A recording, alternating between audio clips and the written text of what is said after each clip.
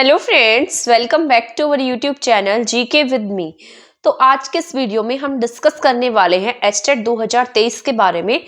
इस वीडियो में मैं आपके साथ में डिस्कस करूंगी कि आप 1 मंथ के अंदर अपने एग्जाम की प्रिपरेशन कैसे कर सकते हैं, आपको अपनी क्या स्ट्रेटेजी बनानी है, कौन सा ऐसा सब्जेक्ट है जिस पर आपको बहुत ज्यादा फोकस्ड रहना है, या ऐसा कौन सा पोर्शन है जो आपको दूसरों से आगे लेकर जा सकता है या आपके एग्जाम को पास कराने में आपकी हेल्प कर सकता है। तो ये सारी की सारी बातें हम आज के इस वीडियो में डिस्कस करेंगे।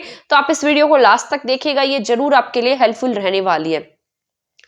तो सबसे पहले हम बात कर लेते हैं कॉमन सेक्शन की। कॉमन सेक्शन में आपको कौन से ऐसे सब्जेक्ट है, कौन से ऐसे टॉपिक्स है जो आपको बहुत अच्छे से तैयार करने हैं। आपको पता है आपका एचटेट का जो एग्जाम है वो 150 मार्क्स का रहता है, चाहे आप पीआरटी का एग्जाम दे रहे हैं, चाहे टीजीटी या फिर पीजीटी का एग्जाम दे रहे हैं।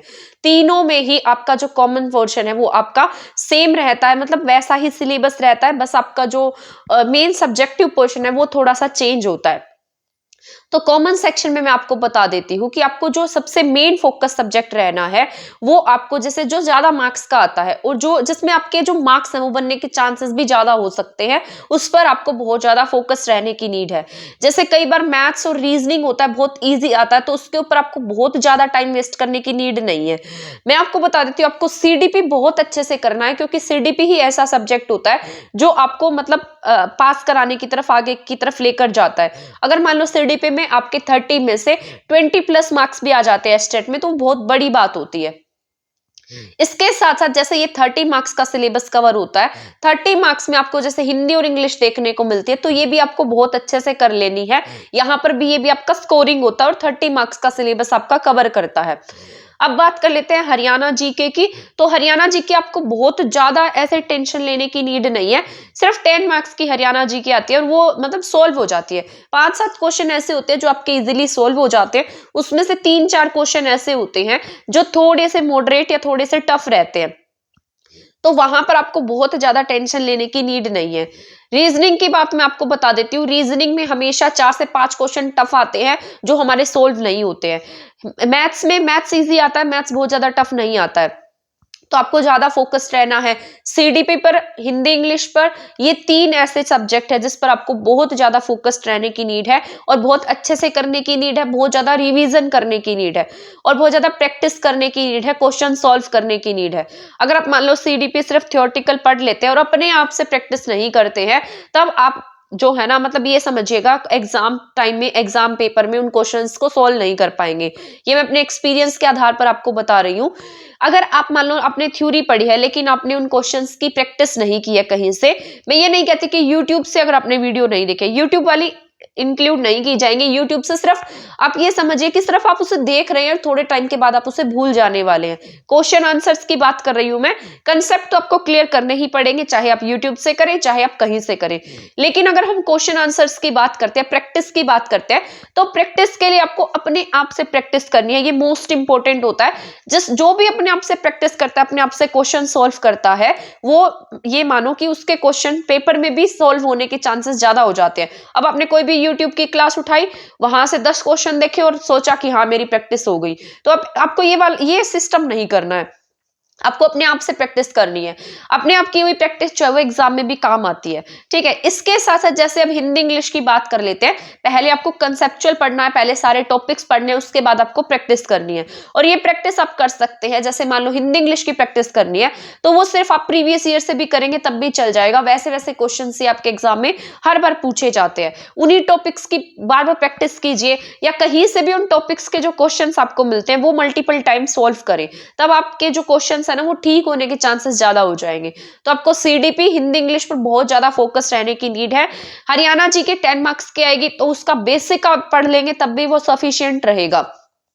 हिंदी इंग्लिश में भी बेसिक कर लेंगे तो सफिशिएंट रहेगा, और सॉरी मैथ्स और रीजनिंग में भी बेसिक कर लेंगे तो सफिशिएंट रहेगा। लेकिन मैथ्स और रीजनिंग में थोड़ा सा सही करने की नीड है, ये नहीं है कि आप बस ये सोच लें कि इसमें से तो अपने आप ही हो जाएगा, अपने आप नहीं होगा, आपको पहले यहाँ प्रैक्टिस करनी पड़ेगी। पर ये भी नहीं है कि उसके लिए बहुत ज्यादा हेडेक लेनी है या बहुत ज्यादा टेंशन लेनी है, तो वो भी नहीं करना है, मतलब बहुत इजीली आप उसे आराम से कर सकते हैं।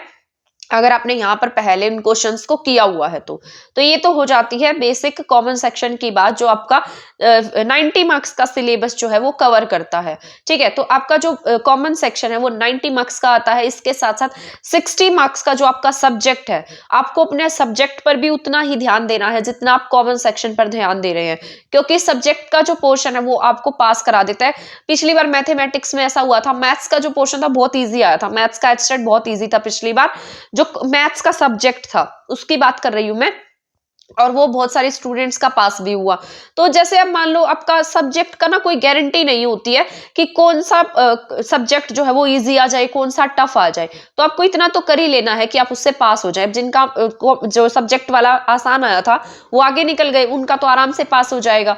अब जिनका टफ आता है वो क्या करे, तो आपको अपना जो सब्जेक्ट है उस पर ध्यान देना है। जैसे मान लो आप पीआरटी की तो अब इसमें बात नहीं करेंगे, क्योंकि पीआरटी में तो मैथ्स और ईवीएस ही आता है और वो बहुत इजी लेवल का होता है। इसके बाद में टीजीटी की हम बात करते हैं, टीजीटी की बात करते हैं, टीजीटी के सब्जेक्ट की बात कर लेते हैं।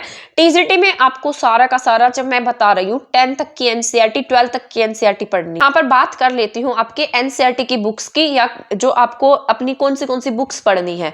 टीजीटी के लिए आपको एनसीईआरटी बहुत जरूरी है, पढ़नी ही पढ़नी है। इसके साथ साथ जैसे मान लो अगर आप हिंदी से दे रहे हैं, इंग्लिश से दे रहे हैं, तो आपको उनके साथ साथ अपना जो ग्रामर का पोर्शन है, व्याकरण का पोर्शन है, वो बहुत ही अच्छे से तैयार करना है। ये नहीं है कि आप उससे ऐसे ही छोड़ देंगे, तो वो भी बहुत अच्छे लेवल का पूछा जाता है, तो उसको बहुत अच्छे से प्रिपेयर कर लेना है। इसके साथ साथ जैसे आपका जो सब्जेक्ट, अब जो मान लो थ्योरी वाला रह गया सेक्शन, उसको एनसीईआरटी से प्रिपेयर करना है। जैसे मैंने इंग्लिश से दिया था, तो मैंने इंग्लिश में एनसीईआरटी पढ़ी थी सारी, 10 तक की पढ़ी थी, 12th की भी पढ़ी थी, तो आपको 12th तक की भी पढ़नी है। इसके साथ साथ आपको ग्रेजुएशन का भी कुछ पोर्शन जो है वो कर लेना है, जो आपको लगता है कि इंपॉर्टेंट हो सकता है। पहले आप प्रीवियस ईयर देखेंगे, उसके आधार पर देखेंगे कि कौन से टॉपिक में से या कौन से चैप्टर में से, कौन सी बुक में से पूछे गए हैं, कहां तक का सिलेबस पूछा गया है। आपका जो सब्जेक्ट है उसी के बेसिस पर आप उसे पढ़ सकते हैं। अब मान लो मैं इंग्लिश का बता दूं, आपका हिंदी का कुछ और सिलेबस आया हो, या फिर और किसी सब्जेक्ट का अलग सिलेबस आया हो, मैथ का कुछ अलग सिलेबस आया हो, तो आप ऐसे प्रिडिक्ट नहीं कर सकते कि हमें कहाँ तक का पढ़ना है। ये तो बस आपको 12th तक का तो जरूरी है ही है कि आपको पढ़ना ही पढ़ना है। अगर मान लो उसके बाद आपके पेपर का जो लेवल है वो हाई रहा था, तब आप उनका पढ़ सकते हैं। अब ये जो बोल रहे हैं कि डिफाइंड सिलेबस होगा, डिफाइंड सिलेबस होगा, तो मान लो अगर डिफाइंड सिलेबस नहीं आता, अभी तो 1 मंथ ही रहता है आपके एग्जाम में। अब ये डिफाइंड सिलेबस देंगे या नहीं भी देंगे, इस बात की क्या गारंटी है कि डिफाइंड सिलेबस आएगा। अगर ये आपको उनके भरोसे नहीं बैठना है, आपको पहले अपनी प्रिपरेशन कर लेनी है कि मुझे इतना मैंने कर लिया है, एनसीईआरटी पढ़ लेनी है। मान लो वो कह देते कि एनसीईआरटी में से आएगा, तो आपके लिए वो बहुत बेनिफिशियल हो जाएगा।